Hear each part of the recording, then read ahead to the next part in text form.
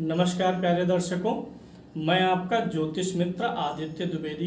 अगर आप अपनी कुंडली का परामर्श चाहते हैं, अपने प्रश्नों के उत्तर चाहते हैं, समस्याओं का समाधान चाहते हैं, खराब ग्रह दशाओं के उपाय जानना चाहते हैं, कुंडली मिलान करवाना चाहते हैं या किसी शुभ मुहूर्त के बारे में जानकारी लेना चाहते हैं, तो आप हमारे नंबर पर हमें कॉल कर सकते हैं या व्हाट्सएप मैसेज कर सकते हैं। डेट ऑफ बर्थ 29 नवंबर 2009, 10:14 कोलकाता का जन्म है। सर्वप्रथम ग्रह स्पष्ट ही देखेंगे। 10 नंबर की गिनती है, मकर लगन की कुंडली है। मकर लगन है, लगन 13 अंश का होकर के बैठा हुआ है। लगन में श्रवण नक्षत्र है जो कि चंद्रमा का नक्षत्र है। सूर्य कुंडली में 13 अंश का होकर के वृश्चिक राशि में बैठा है, यानी एकादश भाव में। अनुराधा नक्षत्र में है, शनि का नक्षत्र है। चंद्रमा 2 अंश का होकर के कुंडली में मेष राशि में बैठा है, इसलिए इनकी राशि भी मेष होगी। अश्विनी नक्षत्र में है जो कि केतु का नक्षत्र है। मंगल 22 अंश का है, कर्क राशि में है, आश्लेषा नक्षत्र में है जो कि बुध का नक्षत्र होता है। बुध 26 अंश का है, वृश्चिक राशि में है, ज्येष्ठा नक्षत्र में है जो कि बुध का नक्षत्र यहाँ पे देखा जा सकता है। गुरु 26 अंश का होकर के मकर राशि में है, धनिष्ठा नक्षत्र में है जो कि मंगल का नक्षत्र है। शुक्र 2 अंश का वृश्चिक राशि में है, विशाखा नक्षत्र में है, गुरु का नक्षत्र है। शनि 8 अंश का होकर के कन्या राशि में है, उत्तरा फाल्गुनी नक्षत्र में है जो कि सूर्य का नक्षत्र है, यानी सूर्य और शनि का नक्षत्र परिवर्तन हुआ है। राहु 28 अंश का होकर के धनु राशि में उत्तराषाढ़ा नक्षत्र में सूर्य के नक्षत्र में है। केतु 28 अंश मिथुन राशि पुनर्वसु नक्षत्र गुरु के। अब आ जाते हैं कुंडली पे ग्रहों की स्थिति की विवेचना करते हैं। मकर लगन की कुंडली है, लगन का स्वामी शनि होगा, कारक ग्रह होगा। पंचम भाव का स्वामी शुक्र होगा जो कि कारक ग्रह होगा। नवम भाव का स्वामी बुध होगा जो कि कारक ग्रह होगा। मकर लगन है तो इस लगन में जो मारक ग्रह बनेंगे, जो कि पहला एक तो बृहस्पति बनेगा जो कि तीसरे और 12वें भाव का स्वामी है। दूसरा मारक इस कुंडली में सप्तम भाव का स्वामी चंद्रमा बनेगा। लग्नेश यहाँ पर शुक्र है, लग्नेश यहाँ पर शनि है जो कि नवम भाव में मित्र के घर में बुध के घर में बैठा हुआ है। शनि की प्लेसमेंट अच्छी बोलेंगे। लगन का स्वामी होकर के त्रिकोण में होना, मित्र राशि में होना और ऊपर से गुरु की दृष्टि भी नवीं यहाँ पर पहुंच रही है, तो शनि यहाँ पर काफी अच्छा प्लैनेट बन जाएगा। शनि के ऊपर शुभ ग्रह गुरु की दृष्टि भी है। शनि के ऊपर अन्य किसी क्रूर ग्रह की दृष्टि नहीं पहुंच रही है, यानी अकेला गुरु ही इस शनि को देख रहा है। शनि लग्नेश भी है, धनेश भी है, नवम में बैठा है। शनि का फल कुंडली में अच्छा मिलेगा। द्वितीय भाव का भी स्वामी यही शनि होता है जो कि प्लेसमेंट में अच्छा है, यानी योग अच्छा बनाएगा। तृतीय भाव का स्वामी और द्वादश भाव का स्वामी गुरु है जो कि आकर के लगन में बैठा हुआ है। गुरु नीच राशि में है। गुरु का नीच भंग अगर देखें तो गुरु के साथ में कोई भी उच्च का ग्रह नहीं है, और गुरु जिस राशि में उच्च का होता है वह चंद्रमा लगन से केंद्र में है, और यहाँ पर गुरु मंगल 2 ग्रह आमने सामने नीच के हैं। जब 2 ग्रह आमने सामने नीच के होते हैं तो यानी वे एक दूसरे की उच्च की राशि में होते हैं। इस प्रकार से गुरु मंगल का नीच भंग हो जाता है, जो नीच भंग राजयोग कहलाएगा, यानी गुरु का और मंगल का नीच भंग राजयोग बना हुआ है। गुरु का फल भी अच्छा आएगा धन सुख साधन वैभव के मामले में। लेकिन गुरु चूंकि द्वादश भाव का भी स्वामी है, लगन में बैठा हुआ है और द्वादश भाव में राहु है, तो दूर स्थानों की यात्रा और विदेश यात्राएं भी भविष्य में संभव रहेंगी। विदेश यात्रा इसलिए भी संभव हो सकता है क्योंकि चतुर्थ भाव में चंद्रमा चर राशि में बैठा हुआ है। चतुर्थ भाव का स्वामी मंगल जो है नीच राशि में है, इसलिए भी संभव है। तो इस कुंडली में विदेश यात्रा के भी योग बन जाते हैं। चतुर्थ भाव में चंद्रमा बैठा है जो कि मंगल से राशि परिवर्तन कर लिया है, और यह चंद्रमा शुक्ल पक्ष का है, सूर्य के सम्मुख है। तो मंगल और चंद्रमा का राशि परिवर्तन अच्छा फल देता है, और तब विशेष रूप से देता है जब चंद्रमा शुक्ल पक्ष का हो, सूर्य के सम्मुख हो। तो चंद्रमा और मंगल का राशि परिवर्तन यहाँ बहुत अच्छा फल देने वाला है। साथ ही साथ यह चंद्रमा इनको भौतिक रूप से भूमि, भवन, वाहन, लग्जरी आदि के मामले में बहुत ही अच्छा फल प्रदान करेगा, और मंगल भी प्रदान करेगा, क्योंकि दोनों एक दूसरे से केंद्र में भी हैं और राशि परिवर्तन में भी हैं। ऊपर से इस मंगल के ऊपर गुरु की दृष्टि भी आ रही है, तो यह राशि परिवर्तन राजयोग बन गया है। दूसरा नीच भंग राजयोग बना है मंगल का और गुरु का। शनि लग्नेश है, उसकी प्लेसमेंट भी अच्छी है यहाँ पर। सूर्य भी लाभ भाव में मित्र के घर में बैठा हुआ है, यानी सूर्य चंद्रमा दोनों ही ठीक है। चंद्रमा अकेला बैठा है, चंद्रमा के साथ में कोई नहीं है, ना आगे है ना पीछे है। चंद्रमा से केंद्र में दो ग्रह मंगल और बुध है, इसलिए केंद्रुम दोष भंग हुआ है। आंशिक केंद्रुम दोष बनेगा। आंशिक केंद्रुम दोष में मानसिक रूप से अशांति, बेचैनी, हमेशा कुछ ना कुछ उधेड़-बुन दिमाग में चलता रहता है। आंशिक केंद्रुम दोष जो है विचारों की अस्थिरता देता है, यही यहाँ पर चंद्रमा का असर आएगा। अब अगर यहाँ पर हम पंचम भाव के स्वामी को देखें तो शुक्र है, एकादश भाव से अपने भाव पर दृष्टि डाल रहा है शुक्र। साथ ही साथ गुरु की भी दृष्टि है, दो शुभ ग्रहों की दृष्टि है, इसलिए इनकी कुंडली से संतान में भी कोई बाधा नहीं है। गुरु की दृष्टि पुत्र संतान का सुख देती है, शुक्र की दृष्टि कन्या संतान का सुख देती है, सूर्य की दृष्टि कोई मिसकैरेज का संकेत देती है, यानी दो संतान लड़का और लड़की के पूर्ण योग बने हुए हैं। छठे भाव में केतु बैठा हुआ है, 12वें भाव में राहु बैठा है। ये इनकी राशियां अच्छी नहीं है, राहु गुरु की राशि में और केतु बुध की राशि में अच्छा फल नहीं देता है। बावजूद इसके केतु छठे भाव में है और छठे भाव का स्वामी लाभ भाव में गया हुआ है, और केतु चूंकि गुरु के नक्षत्र में भी बैठा हुआ है तो यह शत्रुघ्नता योग बनाएगा। केतु का फल ज्यादातर अच्छा ही रहेगा। मंगल सप्तम भाव में नीच का होकर के बैठा हुआ है, और मंगल आश्लेषा नक्षत्र में है, तीक्ष्ण नक्षत्र में है, इसलिए विवाह में सावधानी बरतनी होगी, क्योंकि चंद्र कुंडली से भी मांगलिक है, लगन से भी मांगलिक आ रहे हैं। मंगल नीच का भी है, क्योंकि कारकत्व का फल नीच भंग होने से बदलेगा नहीं। नीच भंग तो राजयोग के रूप में सिर्फ असर देगा, ना कि भाव के फल को इम्प्रूव करेगा, और ना ही कारकत्व को। तो मंगल नीच का है, लग्न और चंद्र कुंडली दोनों से मांगलिक भी है। मंगल तीक्ष्ण नक्षत्र में भी बैठा हुआ है, इसलिए मांगलिक लड़की से विवाह होना चाहिए, कुंडली मिला के विवाह होना चाहिए, फिर वैवाहिक जीवन अच्छा चलेगा। विवाह की बात चल रही है तो नवमांश कुंडली भी देख लेते हैं। नवमांश की ये जो मंगल यहाँ बैठा है, ये लगन का लॉर्ड भी है नवमांश कुंडली में। चंद्रमा वर्गोत्तम है, लगन कुंडली नवमांश कुंडली में सेम राशि में है, इसलिए चतुर्थ भाव का फल तो और भी मजबूत हो जाएगा और अच्छा मिलेगा।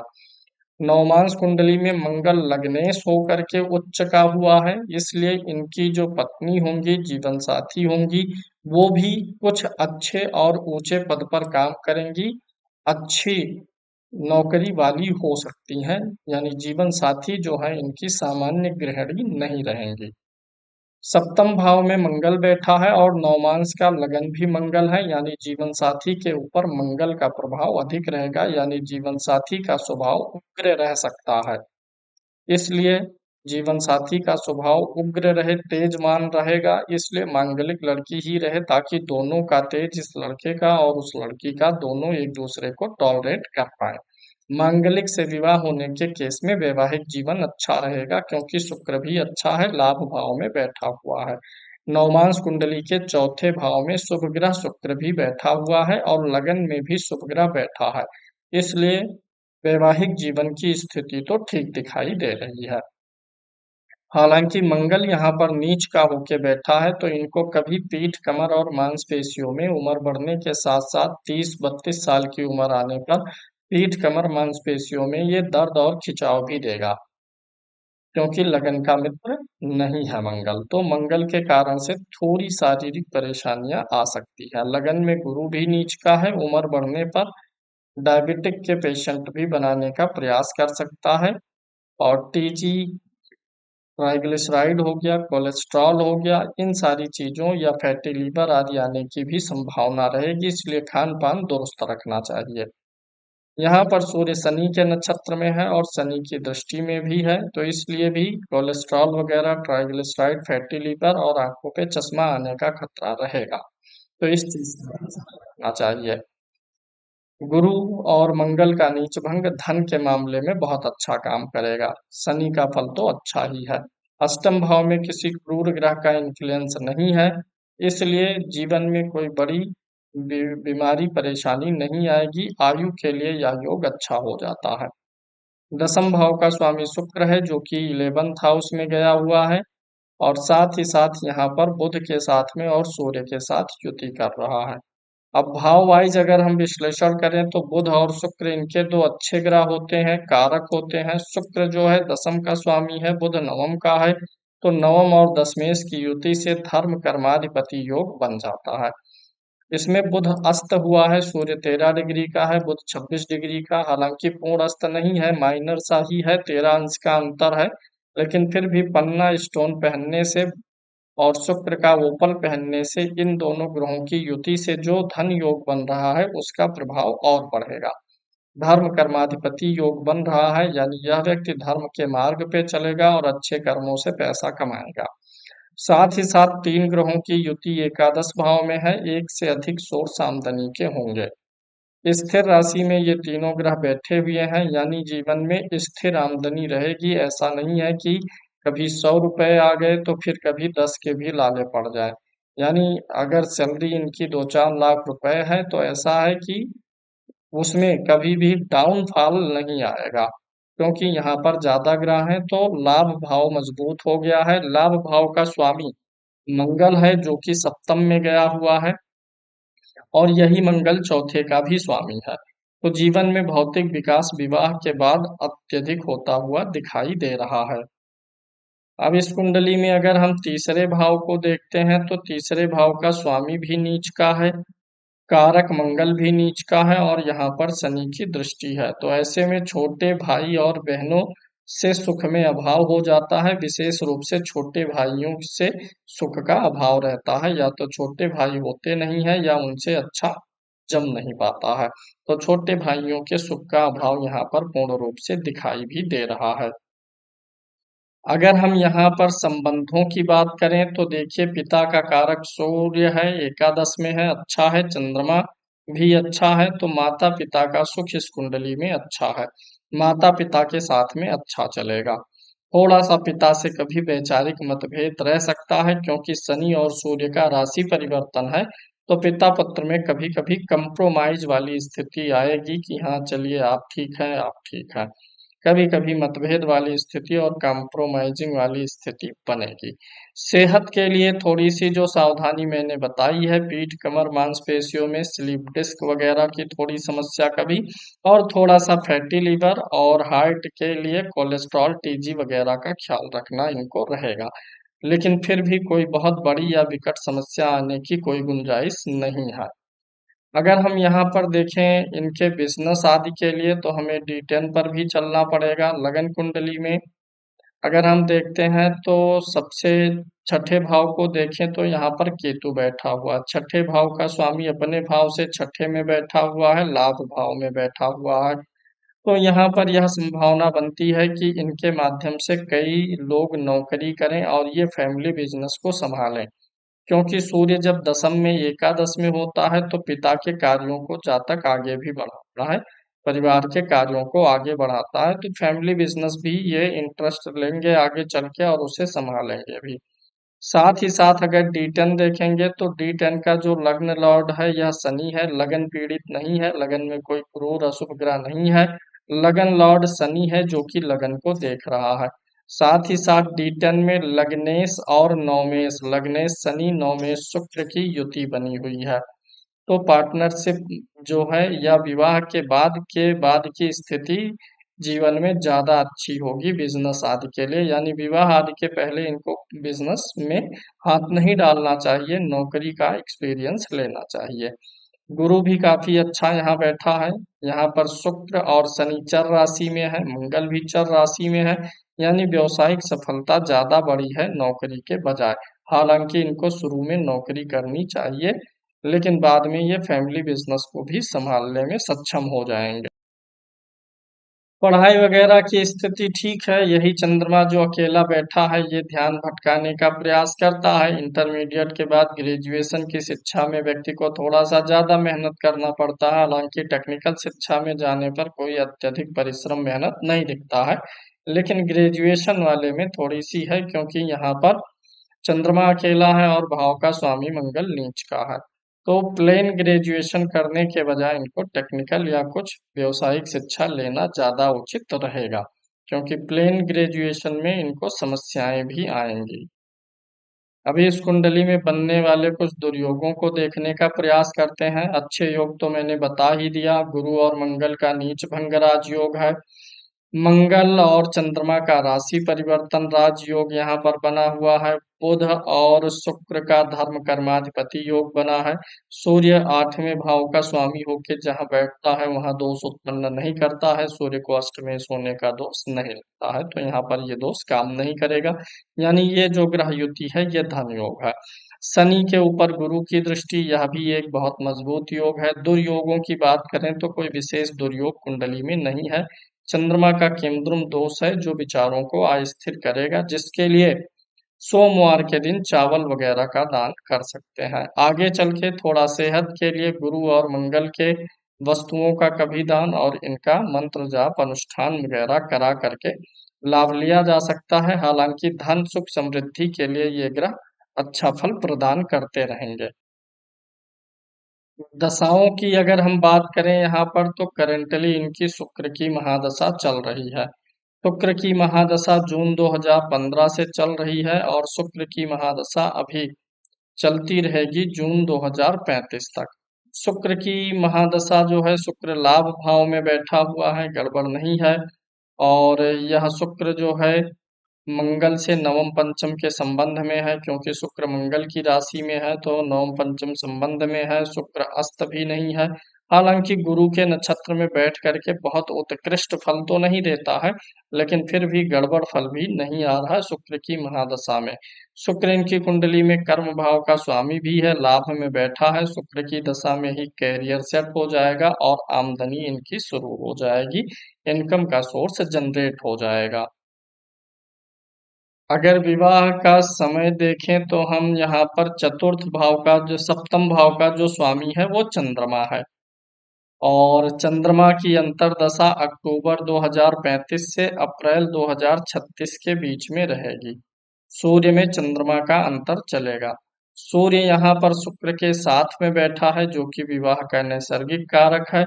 चंद्रमा जो कि विवाह भाव का स्वामी होकर के बैठा हुआ है, तो विवाह की संभावना जब सूर्य में चंद्रमा की अंतर्दशा आएगी तो बन जाएगी, और यह सूर्य में जब मंगल चलेगा तो भी यह संभावना बनी रहेगी। 2035 में विवाह का योग जब बनेगा, उस समय गोचर में गुरु यहाँ पर रहेगा मेष राशि में और मंगल के साथ युति करेगा, उसी समय विवाह का योग बनेगा। यानी कुल मिलाकर के जो विवाह का टाइम फ्रेम रहेगा, सूर्य में जब चंद्रमा की अंतर्दशा से लेकर के मंगल की अंतर्दशा तक रहेगा। सूर्य में चंद्रमा और मंगल की अंतर्दशाओं, इन्हीं दोनों में से विवाह होने की गुंजाइश रहेगी। वैसे ज्यादा संभव चंद्रमा में ही है। मंगल में भी संभव है अगर कुछ अवरोध आया, क्योंकि मंगल कुंडली के सप्तम भाव में ही नहीं बैठा है, बल्कि नवमांश कुंडली का लग्नेश भी है। अगर हम विवाह के दिशा की संभावना देखें तो पहली संभावना उत्तर साइड में रहेगी, नॉर्थ साइड में जन्म स्थान से। 4 नंबर की गिनती है जिसकी दिशा उत्तर है, स्वामी चंद्रमा है, इसका भी दिशा उत्तर होता है।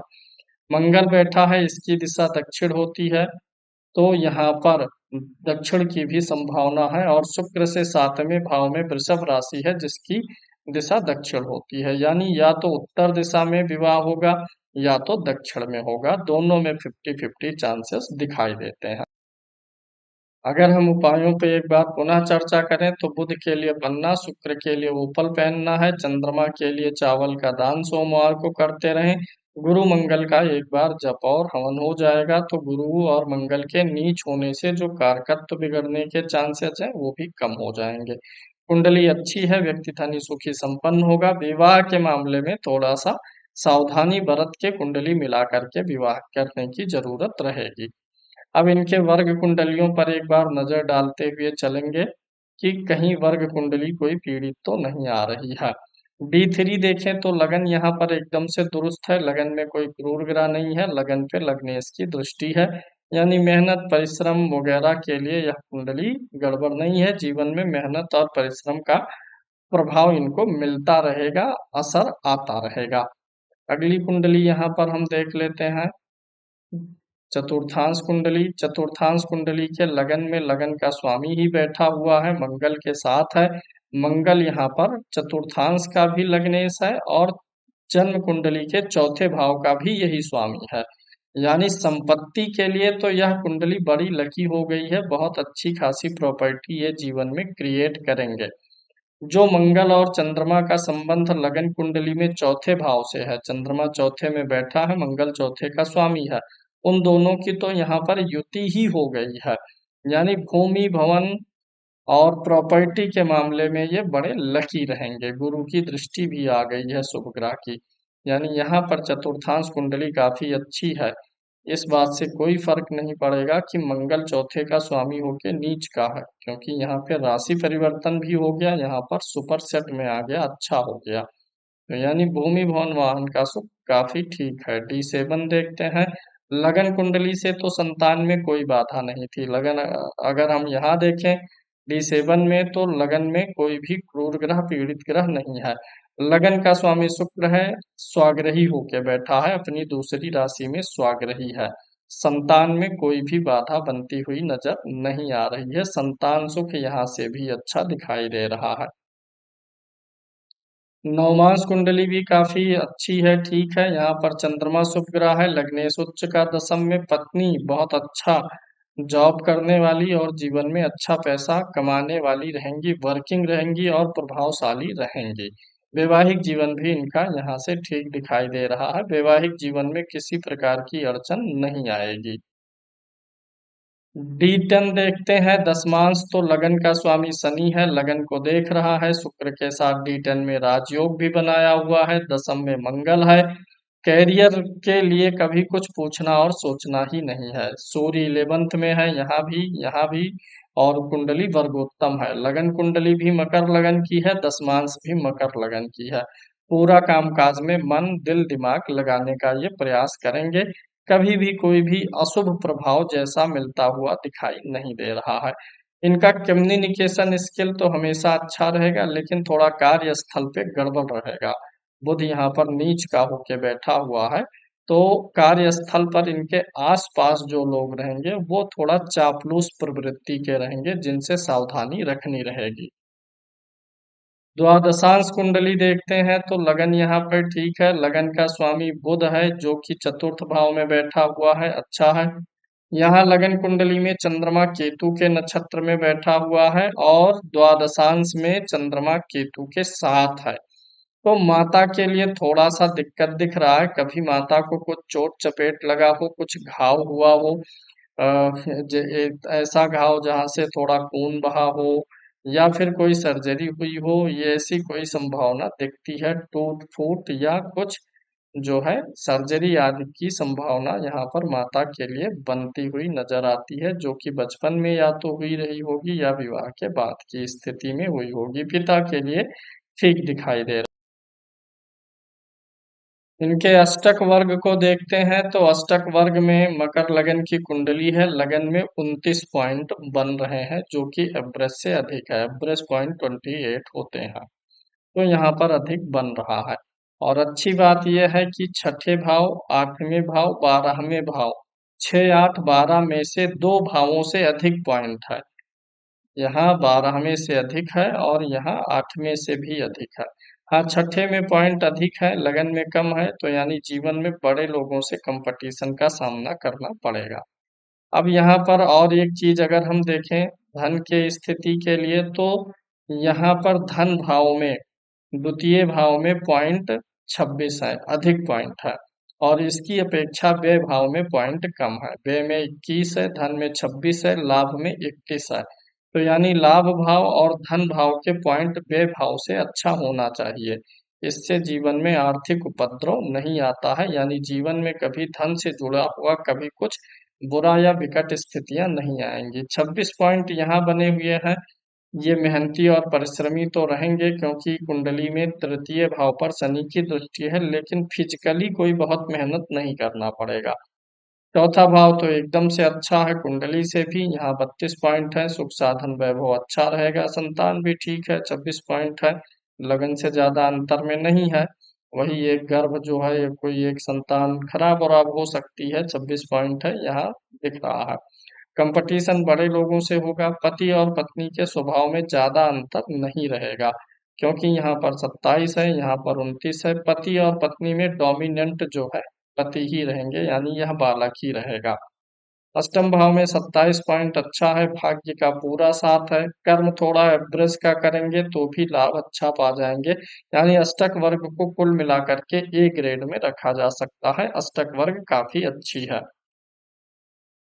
वापस अगर हम दशाओं पे चलें तो शुक्र की महादशा चल रही है, जून 2035 तक चलेगी, शुक्र अच्छा फल देगा।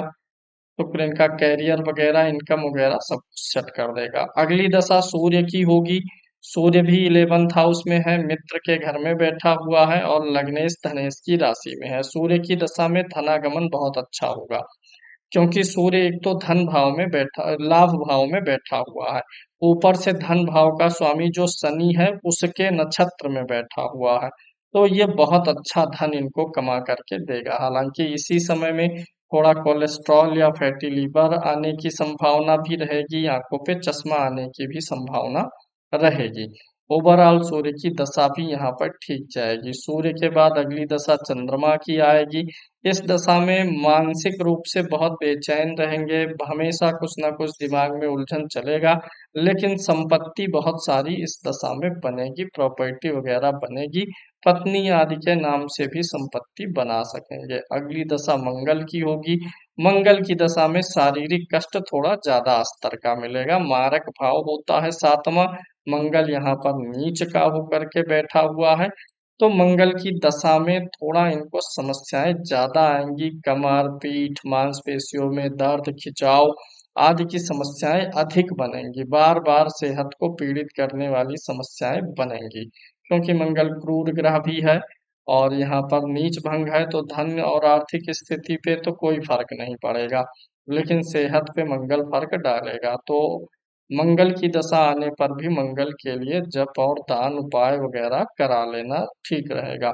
राहु की दशा फिर आ जाएगी, राहु जो है 12वें भाव में बैठा हुआ है, गुरु की राशि में बैठा हुआ है, तो राहु यहाँ पर 12वें भाव में बैठा है, सूर्य के नक्षत्र में भी होगा जो कि अष्टमेश है, तो यहाँ पर जो जीवन में ग्रोथ मिल चुकी रहेगी वही ग्रोथ आगे चलती रहेगी, और कोई यहाँ पर दुविधा वाली स्थिति फिर नहीं बनेगी। हालांकि राहु विदेश वगैरह ले जाएगा इनको, विदेश वगैरह जाने के खूब अच्छे चांस बन जाएंगे 50 और 51 वर्ष की आयु में, और कुछ फिजूल खर्ची भी आ जाएगी, कुछ राहु की दशा में व्यसन भी आ जाएगा, मतलब थोड़ा सा जो है जीवन जो है भोग विलास लग्जरी, मतलब एक स्वच्छंद जीवन जीने की तरफ ले जाएगा।